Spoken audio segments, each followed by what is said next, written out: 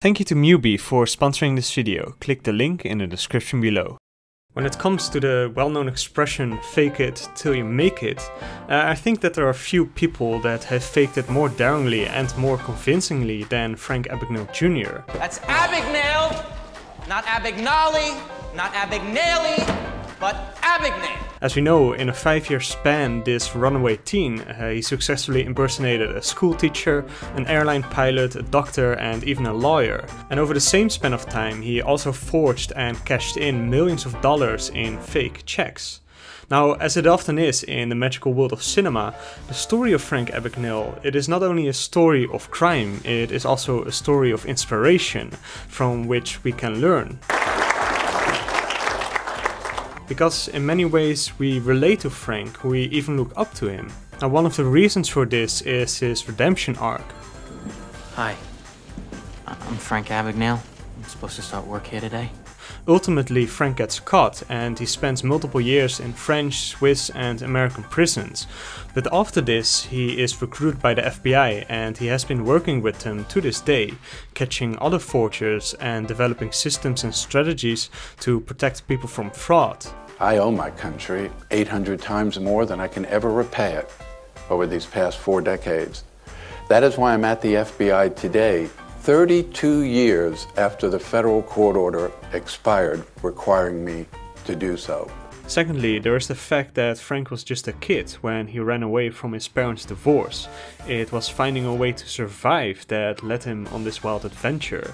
The difficulty of the divorce on a young kid makes his actions more forgivable. Divorce is a very devastating thing for a child to deal with and then have to deal with the rest of their natural life. But beside that, audiences are always attracted to the romantic outlaw role. As Spielberg himself said, we all sometimes fantasize about, could I do that?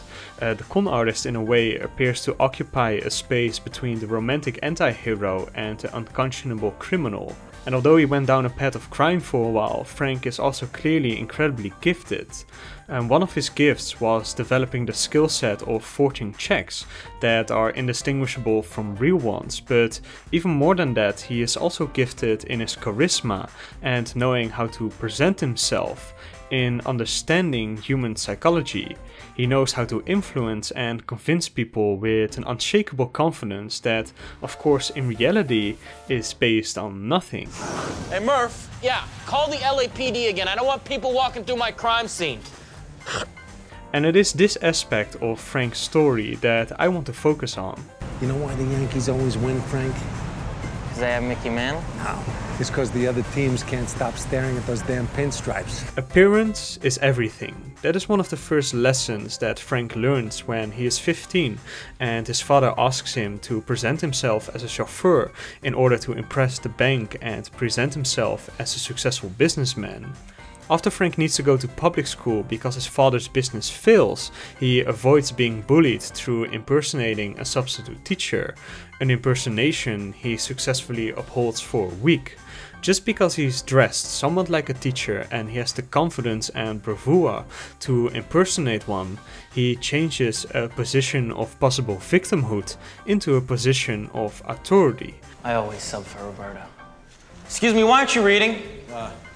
Look the part, act the part, and you can watch your lie become reality. And it is this truth that becomes an essential part during his years of crime. Hello, Pusher. Now, you sure this is the suit, right? Positive. It's the exact suit he wore in the movie. Okay, I'll take 3. Certainly, Mr. Fleming. Now, the first thing he does when he runs away is change his age on his driver's license. This immediately improves the impression he makes. As the real Frank notes, it got him higher wages for the same sort of work, because 26-year-olds simply are expected to have a higher salary than a 16-year-old. I was actually born in April of 1948, but I dropped the 4, converted it to a 3, and that made me 26 years old. I walked around applying for the same type of work. People gave me a little more money, a few more hours, But even then it was very difficult to make ends meet. But ultimately the real breakthrough came when he saw a pilot leaving a hotel surrounded by stewardesses. The status and the adoration that the uniform brought convinced Frank that that was what he needed to be taken seriously and therefore to be able to cash in his false checks. And he was right, clothes do in a way make the man. In any environment, people scan and filter automatically and subconsciously for what is value. Generally, this is status, power, wealth, and physical attraction. Those who possess or even just seem to possess these traits often get a different kind of attention and treatment, for better or worse. And this is what Frank realized to use and to misuse. Frank is not only convincing because he looks the part, he also has the confidence and the charisma to act the part. My name's Alan, Barry Allen, United States Secret Service. Your boy just tried to jump out the window. My partner has him in custody. I don't know what you're talking about. You think the FBI are the only ones on this guy? I mean, come on. Whenever people assume he is able to do something or he is something, he goes with it and he convinces everyone that he is what he pretends to be. What? Are you my deadhead to Miami? Yes. Yeah, I'm your deadhead. Now, at this moment, the question becomes, how is this a good thing? I mean, ultimately Frank is a criminal who lies and steals, and no matter how convincing he is, he ultimately suffers an incredible downfall. However, there are ways we can learn from the qualities he possesses without becoming criminals ourselves. And the core quality that Frank has, one which many of us struggle with, is confidence. The word con man is actually derived from the word confidence man, which was first used by Dr. James Houston, a reporter for the New York Herald, to describe Samuel Thompson, the OG conman as it were, who would talk to upper class gentlemen, and once he gained some trust, he would ask them if they had the confidence to loan him some money or if he could borrow their watch, and of course after they did, he wouldn't return. So key to any con, including Frank's, thus is confidence, and the best way to gain confidence is to be exuding it yourself.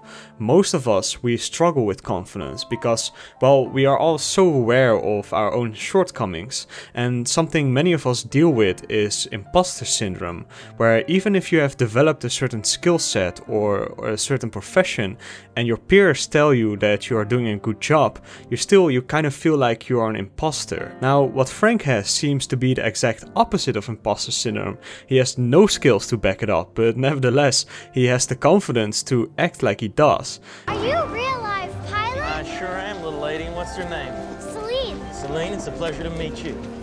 It's a pleasure to meet you too. And it is kind of incredible how far this gets him and how many doors open for him. Are you my deadhead?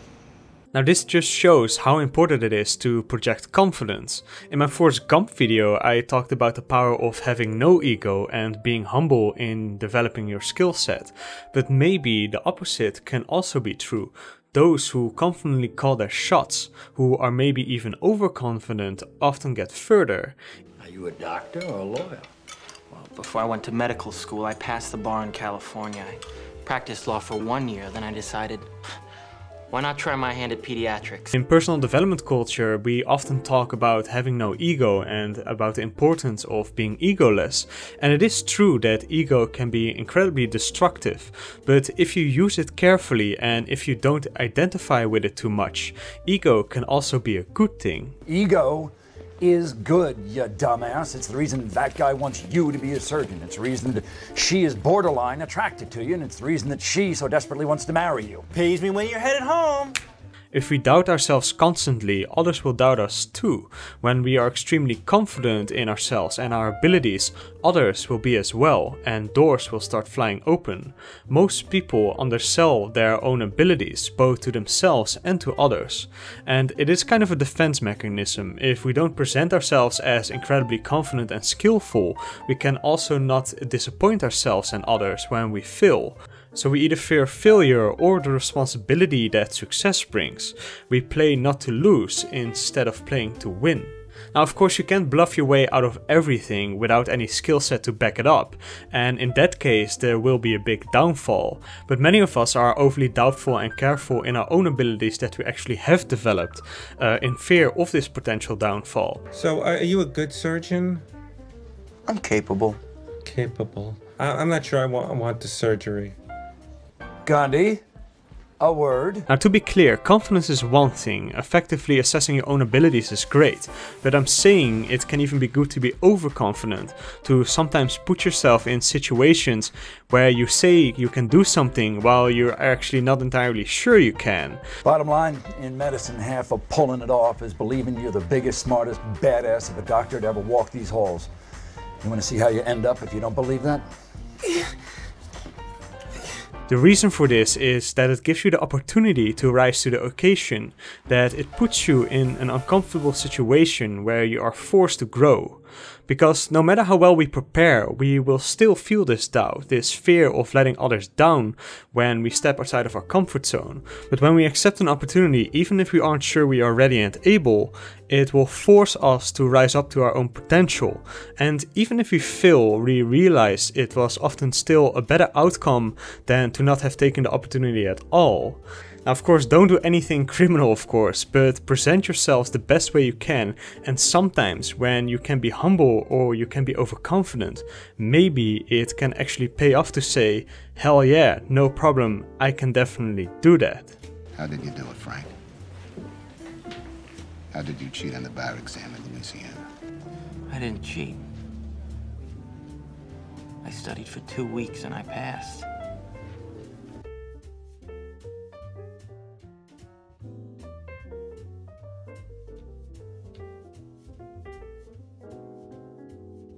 Thank you all for watching, guys, and thank you to Mubi for sponsoring this video.